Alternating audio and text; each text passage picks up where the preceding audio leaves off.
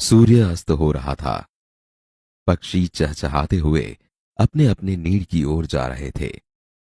गांव की कुछ स्त्रियां पानी लेने के लिए घड़े लेकर कुएं की ओर चल पड़ी। पानी भरकर कुछ स्त्रियां तो अपने घरों को लौट गई, परंतु उनमें से चार कुएं की पक्की जगत पर बैठकर आपस में इधर उधर की बातें करने लगी। बातचीत करते करते बात बेटों पर जा पहुंची। उनमें से एक की उम्र सबसे बड़ी लग रही थी। भगवान सबको मेरे बेटे जैसा बेटा दे। मेरा बेटा लाखों में एक है। उसका कंठ बहुत मधुर है। वह बहुत अच्छा गाता है। उसके गीत को सुनकर कोयल और मैना भी चुप हो जाती हैं। लोग बड़े चाव से उसका गीत सुनते हैं। उसकी बात सुनकर दूसरी स्त्री का मन हुआ कि वह भी अपने बेटे की प्रशंसा करे। मेरे बेटे की बराबरी कोई नहीं कर सकता। वह बहुत ही शक्तिशाली और बहादुर है। वह बड़े बड़े बहादुरों को भी पछाड़ देता है। वह आधुनिक युग का भीम है। यह सब सुनकर तीसरी औरत भला कैसे चुप रहती। मेरा बेटा साक्षात बृहस्पति का अवतार है। वह जो कुछ पढ़ता है एकदम याद कर लेता है। ऐसा लगता है मानो उसके कंठ में सरस्वती का निवास हो। तीनों औरतों की बातें सुनकर चौथी स्त्री चुपचाप बैठी रही। उसने अपने बेटे के बारे में कुछ न कहा। पहली ने उसे टोका। क्यों बहन, तुम क्यों चुप हो? तुम भी तो अपने बेटे के बारे में कुछ बताओ।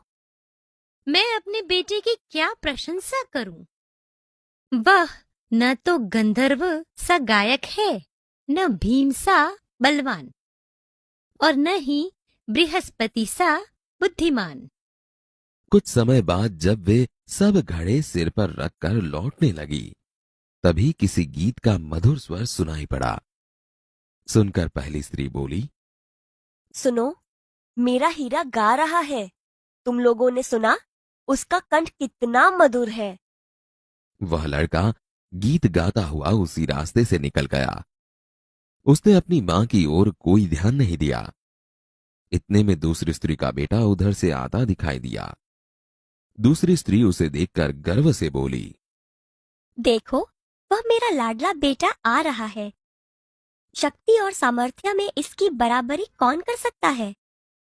वह यह कह रही थी कि उसका बेटा भी उसकी ओर ध्यान दिए बिना ही निकल गया। वे कुछ आगे बढ़ी तो एकाएक तीसरी स्त्री का बेटा उधर से संस्कृत के श्लोकों का पाठ करता हुआ निकला। उसके उच्चारण से ऐसा लग रहा था मानो उसके कंठ में साक्षात सरस्वती विराजमान हो। देखो, यही है मेरी गोद का हीरा। इसे कौन बृहस्पति का अवतार नहीं कहेगा। परंतु उसका बेटा भी मां की ओर देखे बिना आगे बढ़ गया। वह अभी थोड़ी ही दूर गया था कि चौथी स्त्री का बेटा भी अचानक उधर से आ निकला। वह देखने में बहुत ही सीधा सादा और सरल प्रकृति का लग रहा था। उसे देखकर चौथी स्त्री ने कहा, बहन, यही मेरा लाल है। चौथी स्त्री उसके बारे में बता ही रही थी कि उसका बेटा पास आ पहुंचा। अपनी मां को देखकर वह रुक गया और बोला, माँ, लाओ मैं तुम्हारा गड़ा पहुंचा दूं। मना करने पर भी उसने मां के सिर से पानी भरा घड़ा उतारकर अपने सिर पर रखा और घर की ओर चल पड़ा। तीनों औरतें बड़े ही आश्चर्य से चौथी स्त्री के बेटे को देखती रहीं। एक वृद्ध महिला जो बहुत देर से इन औरतों के पीछे चलती हुई इनकी बातें सुन रही थी, पास आकर बोली, देखती क्या हो, यही सच्चा हीरा है।